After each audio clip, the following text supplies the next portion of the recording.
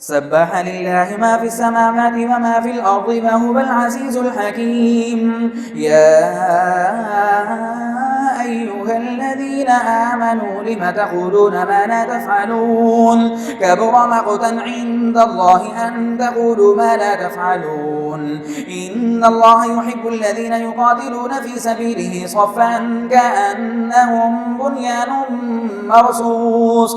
وإذ قال موسى لقومه يا قوم لم تؤذونني وقد تعلمون أني رسول الله إليكم فلما زاغوا أزاغ الله قلوبهم والله لا يهدي القوم الفاسقين. وإذ قال عيسى ابن مريم يا بني إسرائيل إني رسول الله إليكم مصدقا لما بين يدي من التوراة ومبشرا برسول يأتي من بعد اسمه أحمد. فلما جاءهم بالبينات قالوا هذا سحر مبين. ومن أظلم ممن افترى على الله الكذب وهو يدعى إلى الإسلام والله لا يهدي القوم الظالمين. يريدون ليطفئوا نور الله بأفواههم والله متم نوره ولو كره الكافرون. هو الذي أرسل رسوله بالهدى ودين الحق ليظهره على الدين كله ولو كره المشركون. يا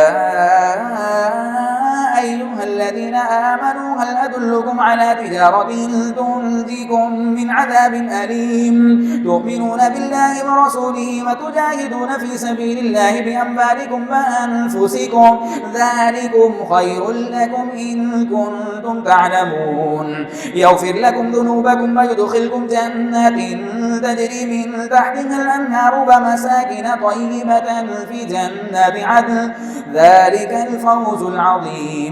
وأخرى تحبونها نصر من الله وفتح قريب وبشر المؤمنين. يا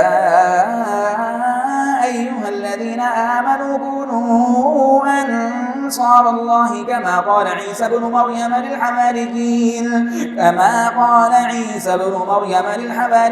من أنصاري إلى الله قال الحواريون نحن أنصار الله. فآمنت طائفة من بني إسرائيل وكفرت طائفة فأيدنا الذين آمنوا على عدوهم فأصبحوا ظاهرين.